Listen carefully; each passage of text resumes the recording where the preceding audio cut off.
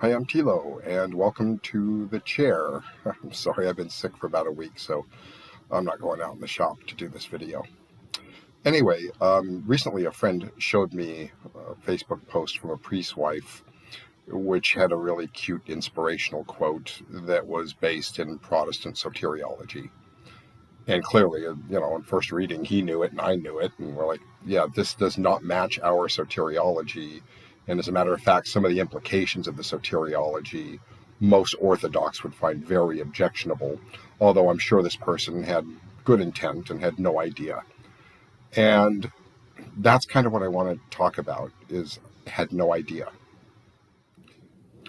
Back when I was making the videos where I was clipping together the Coptic priest who was plagiarizing Protestant sermons, and I was clipping them together side by side with the original sermons to show the sources.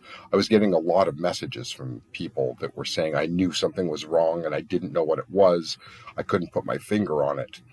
And, that I think is really important, that there were some who got it, that something was wrong without me saying anything, and others who just had no idea.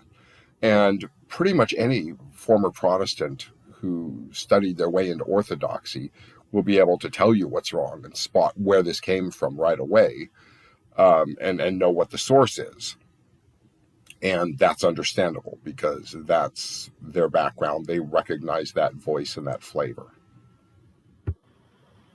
Now, if you're a Copt and you recognize that something here doesn't fit right, terrific. That you shouldn't be expected to understand that, yes, this came from Protestantism or whatever other source. Just knowing something doesn't fit right, that's great. That means your thinking, your mind is steeped in Orthodoxy, and the smell, the flavor of Orthodoxy, and when this just doesn't taste right, doesn't smell right. And that's kind of the point that I want to get to, is that 2,000 years, we've had so many great saints and fathers and luminaries that I can promise you, and so can every other Protestant convert into Orthodoxy, that you will find nothing outside of Orthodoxy that is of very substantial value that's not already here. Yes, you will find other things that are true, but if it's a truth that really is an important truth, we already have it. And the problem is that those truths are mixed in, they're like woven into the fabric of something else that doesn't fit together with what's ours. And if you continuously feed off of the other source, your thinking won't be clear in such a way that you'll be able to recognize what is your faith and what isn't.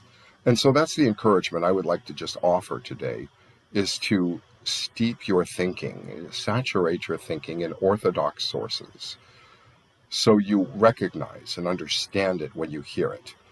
I can promise you, if you see somebody posting Protestant quotes, they didn't just come across one quote somewhere.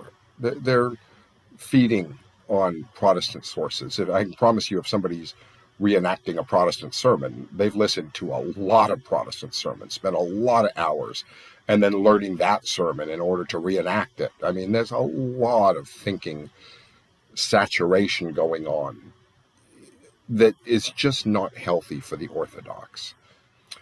So I just like to say, saturate your mind and your thinking in what is Orthodox. You have plenty here, more than you will be able to absorb in 5 lifetimes. There's no need to go outside of the faith to supplement your thinking, and for God's sake, don't be disseminating it to the other Orthodox people. Don't be disseminating it to the other Copts and drawing them towards alternate religious views. Even if your intents are good, this is what you're doing. You're pointing them to sources. You're pointing them to wherever this quote came from. And there's other quotes, and there's more theology in there that you're not even realizing. This sermon was great and it came from this guy. I'm going to go listen to his sermons, and there's more theology there that you're going to be helping others to get saturated in. Please, we have plenty. Let's just try to obtain what's already in front of us. Thank you for listening. Bye-bye.